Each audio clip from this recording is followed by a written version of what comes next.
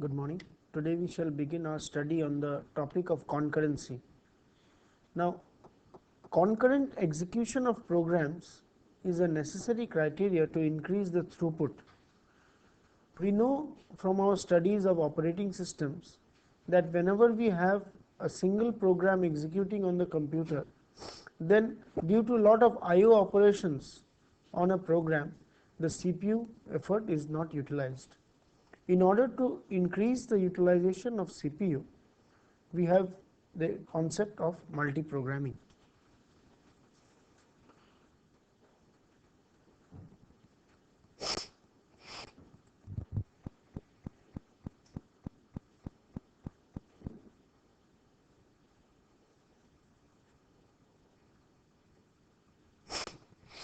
Multiprogramming is a mechanism by which more than one memory resident programs are in an active state. So, more in terms of database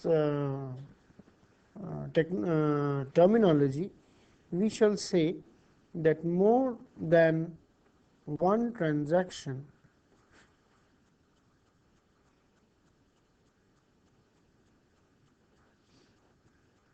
is in an active state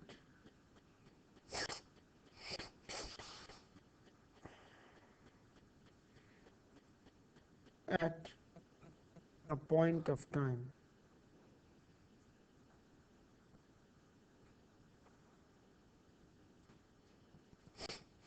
This means that instead of running the transactions one after another in a sequential fashion, we can have several transactions running simultaneously.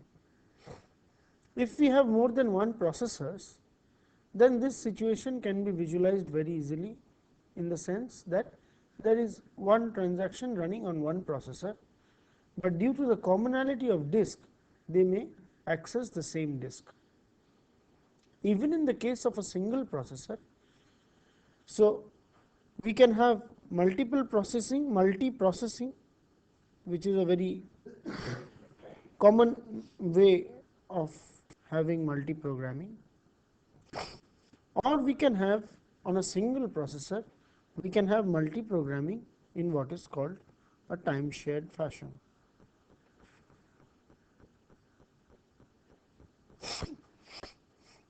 In a time shared processing scheme, each transaction is given a particular transaction is given a certain slot of time for execution, and after that this transaction moves on to a suspend state, and another transaction is given the time slot for occupying the central processing unit, and this way it goes on in a round robin fashion, so that processors all among the active transactions, the CPU time is equitably distributed or distributed according to a certain criteria, so that the processing can be done on each and every transaction. Those processors which require I/O access are separately accessing the I/O processor and do not utilize the CPU time. This way, even in the case of a single processor, using time shared mode, the CPU utilization is better and the throughput is increased. These two are standard OS terminologies, and concurrency is a very effective means of solving sorry, problems on the computer. In the database technology, we see that in a railway reservation system or in any other systems where there are multiple terminals and multiple users, all of them are going to simultaneously access a database. Now, what are the issues or what are the advantages of doing so is obvious, but in order to maintain the consistency of the database, we have to take care and we have to protect the database from being corrupted, in the sense that more than one processors may simultaneously access some data and may change the consistency. So, we first have to see how consistency can be broken down due to multiprogramming, and then we will see what are the mechanisms to avoid that and yet maintain the multiprogramming advantages of multiprogramming. So, The first issue is that of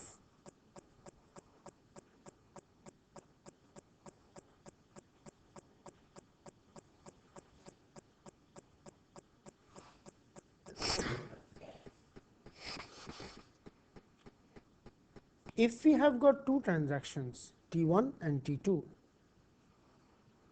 and they access totally different pieces of data, they do not access the same data, then there is no problem in executing them concurrently.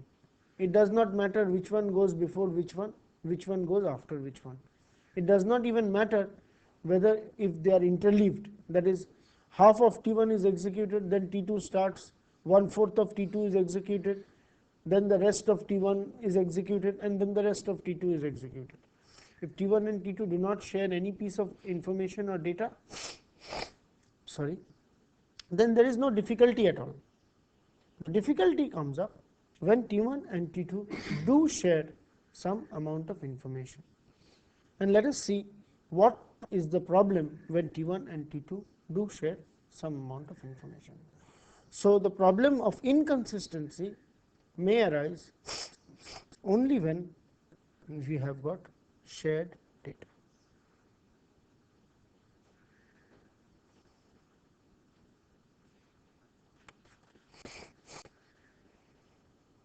In order to study atomicity and inconsistency or consistency, we have to see what is meant by concurrent execution of more than one transaction. Now, let us understand that T1 and T2 can be executed concurrently means what? It means that even whether they share data or they do not share data, if T1 executes before T2 or T2 executes before T1, that is, we have T1 followed by T2 or T2 followed by T1, both of them must be valid. They are concurrent in the sense that the first criteria of two transactions can be concurrent, that they can be executed concurrently, is that if T1 follows T2 or T2 follows T1, there should be no difficulty. What is the example of this? In a railway reservation system, when you are booking, cancelling, 5 or 6 people are doing it.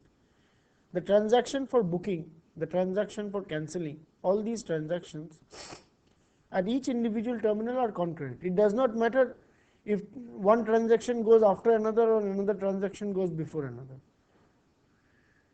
So, this one is also a correct execution, this one is also a correct execution of both of the transactions. So, that must be understood very clearly when we say that two transactions are potentially concurrent. T1 followed by T2 or T2 followed by T1, both are correct. And some of their interleavings is also correct. For example, if they do not share any data, then any sort of interleaving is okay. But if they do share data, we will see that all sorts of interleavings are not okay.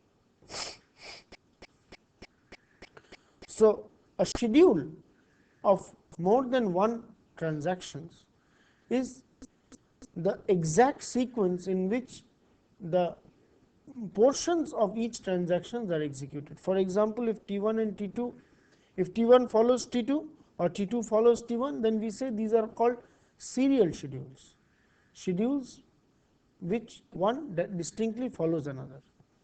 A schedule is said to be concurrent if they interleave, that is, a portion of T1 is executed, then a portion of T2, then a portion of T1, then a portion of T2, and this concurrent schedule may be there for not only two but for more than two transactions.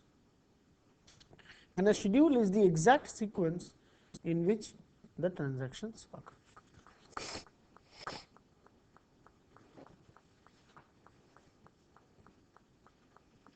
Let us take two examples of two transactions.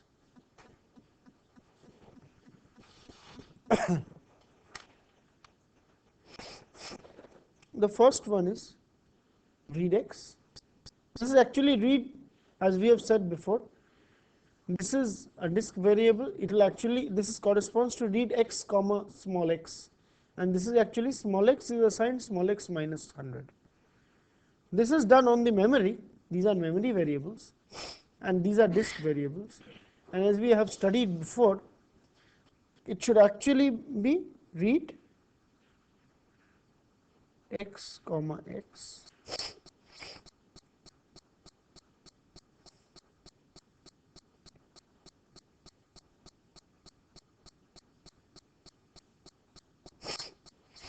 this is like this.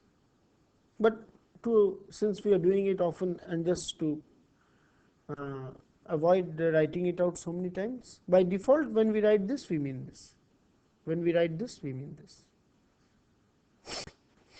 So this is a schedule, this is a transaction which deducts 100 from a particular variable and adds 100 to another variable and writes out these two values back into the disk.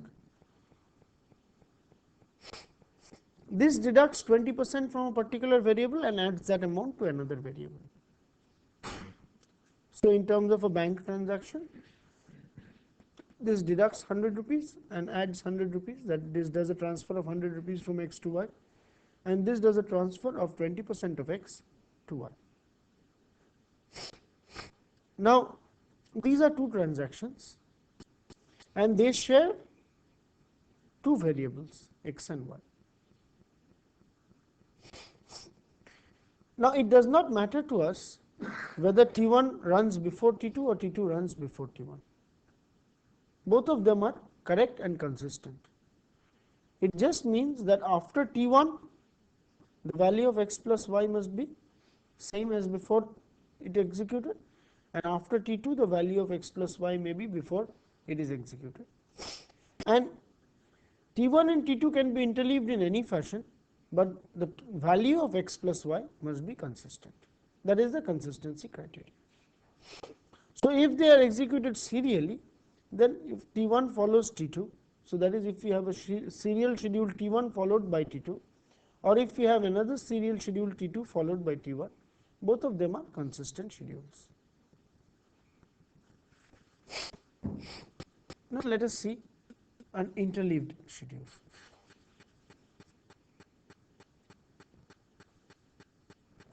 This is a schedule where we have tried to specify on each row, this is step actual time step 1, time step 2, time step 3, 4, 5, 6, 7, 8, 9, 10, 11, 12, 13. We are as if running it on a single computer. If we ran it on a multiprocessor, then the situation would be slightly different, but that is at the same instance of time we would have more than one execution, but that would be valid only for these operations.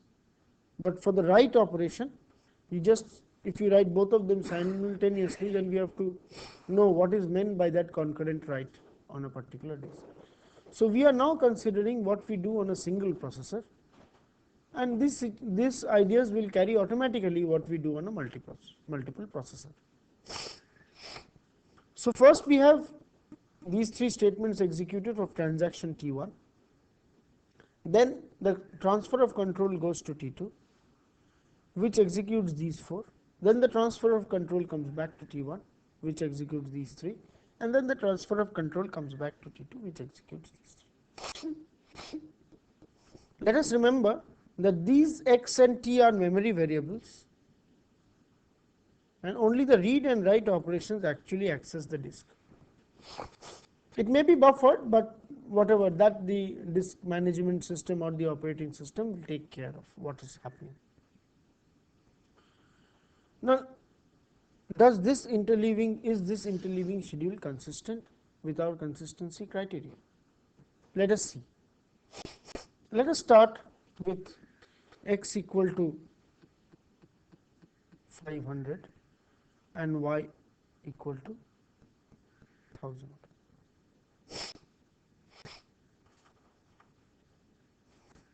Then at this point of time, after the write operation is done, by the way, I would just like to mention here that we are not considering failure at this particular point of time. We are assuming that there is no failure.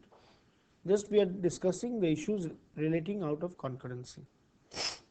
So at this particular point of time, x will be 400 and y will be 1000.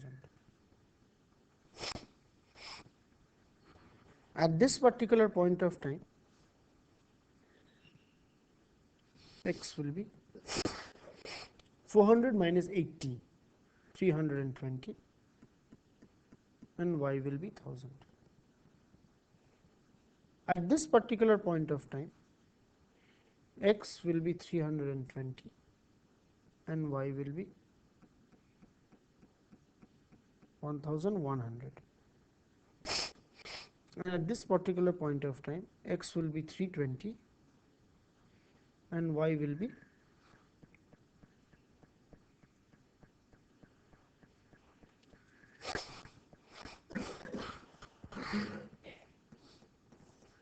100 is deducted from x, here 80 is deducted from x, here 100 is added onto y, and here 80 is added onto y. So after this concurrent execution of these two transactions, we still have x plus y is equal to the original value, that is 1500. And if you take any initial value of x and y which is available, obviously these are positive and obviously these are greater than 100, both of them, at least x is greater than 100. We will see that for any value of x and y, the consistency is maintained. It is not difficult to prove that the consistency is bound to be maintained. So this is a consistent schedule. More so, we will see that a schedule this is not only consistent, this is equivalent to a serial schedule.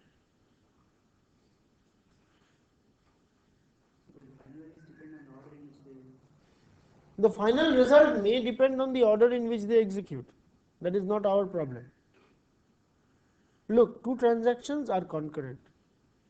It is to be understood very clearly that the final result will depend on the order in the schedule, the manner in which the schedule is executed. The final result, even if they are executed sequentially, if T1 executes before T2 or T2 executes before T1, the final result will vary. And that is not wrong, that is correct. You go to a railway reservation counter, if someone books the ticket before you, or see, if two people are booking a ticket, and whoever books the ticket first will have a particular seat, whoever books the ticket second will get another seat. If the second person got the chance earlier, then the result would have been different. So it is not incorrect. These two transactions are both correct. On 31st of a month, a person deposits 100 rupees in a particular account and withdraws 100 rupees from it.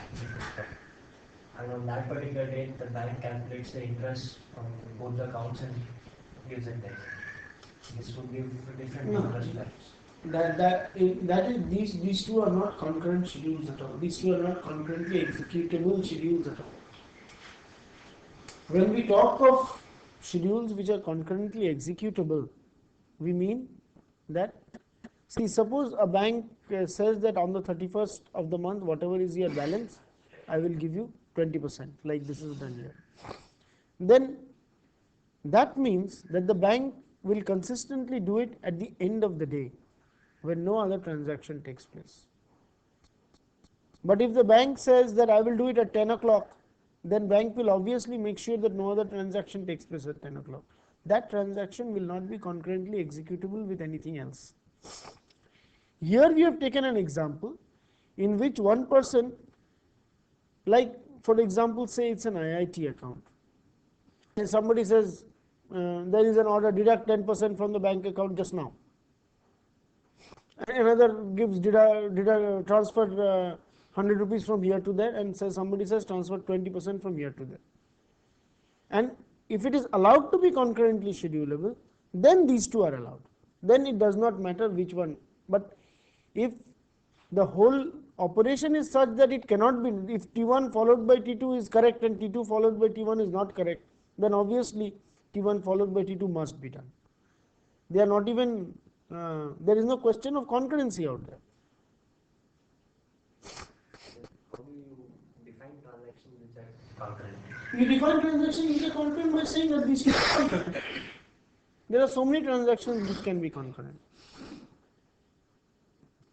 Go to a railway reservation system, all transactions are concurrent. There is no problem in having a concurrent transaction out there. So we are assuming that these two transactions are defined to be concurrent a priori. This matter should be understood very clearly. That even if T1 followed by T2 and T2 followed by T1 gives different results, and they are defined to be syntactically that they are concurrent. They are defined from by the developer that these two transactions can be executed concurrently. Then it should not matter whether T1 is executed after T2 or T2 is executed after T1. So we are assuming that these two transactions are defined to be concurrently executable. Now among these, but there is a consistency criteria. The consistency criteria says that when two transactions are executed concurrently, then x plus y should remain same. That is the consistency criteria of each of them. Whatever be the result, I don't care. But this consistency criteria must be maintained. Now let us see this example.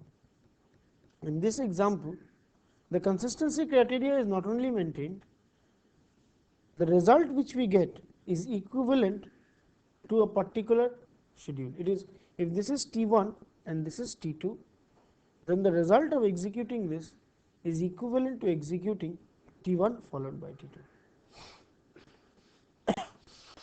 So now we come to the exact result, exact output. And the output that you get here is equivalent to executing T1 followed by T2. It is not the same as executing T2 followed by T1.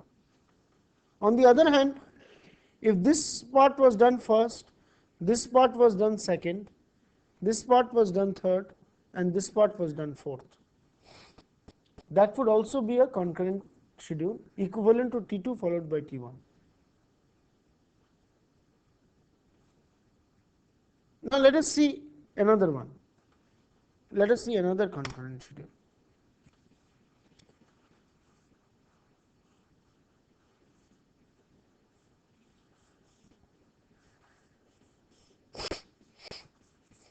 In time step 1, this one is done. In the first block, this one is done, then this one is done, then this one is done, then this one is done.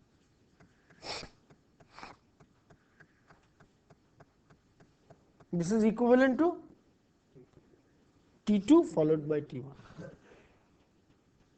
So all these are not only concurrent schedules, but they are called serializable schedules, in the sense that they are equivalent to a serial schedule. Their result is equivalent to a serial schedule. So such schedules are called concurrent serializable schedules.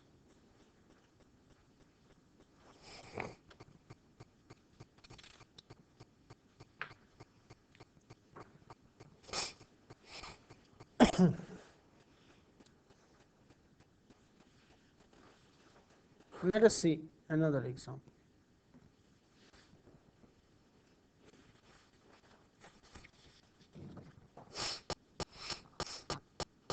Let us see another example. What does this example do?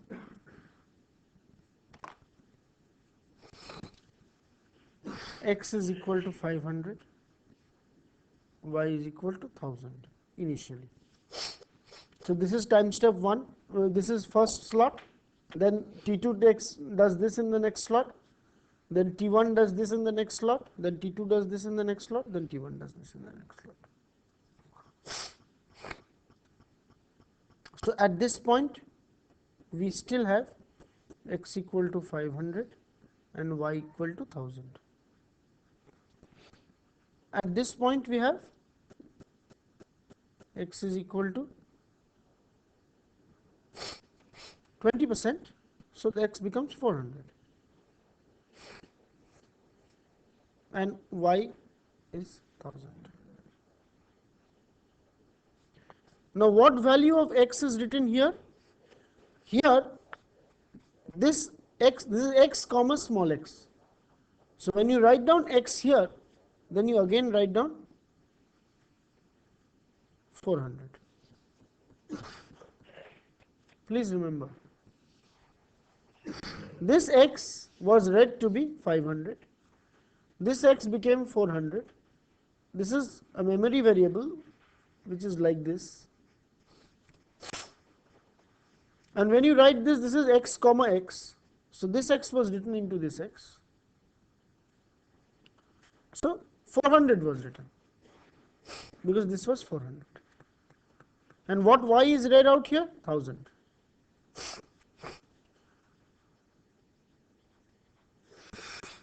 Excuse me. Now what is the x which is read out here? Excuse me.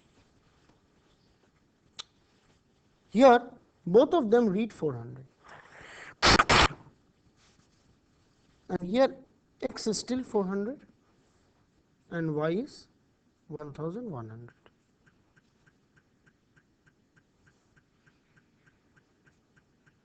I hope this is okay.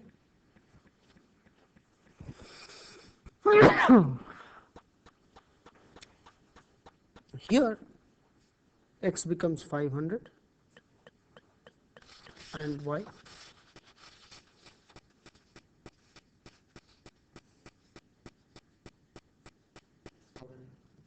x is still 400, sorry, and y is 1200.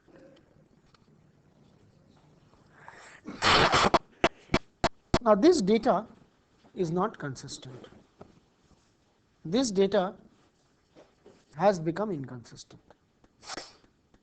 Now once this happens, this is a schedule which is incorrect. This schedule is not correct. So this schedule is not a serializable schedule. Firstly, it is not equivalent to any serializable schedule, nor is it consistent with anything.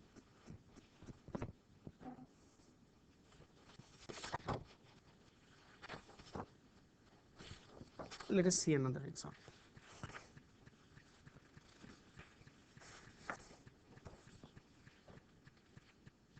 Let us see two transactions. One is this full thing, x is assigned x minus 100, y is assigned y plus 100. X is assigned y is assigned y minus 60, x is assigned x plus 60. And the consistency criteria is x plus 5. So this is T1 and this is T2. If T1 is first executed, say initially x is 500 and y is 1000. If T1 is executed and then T2 is executed, what do we get? So T1 followed by T2 will give x equal to 460 and y equal to 1140. 1000, this is C, 100 will be deducted and 100 will be incremented and 60 will be deducted, so 1040. This is the result. If T2 follows T1, what will be the result?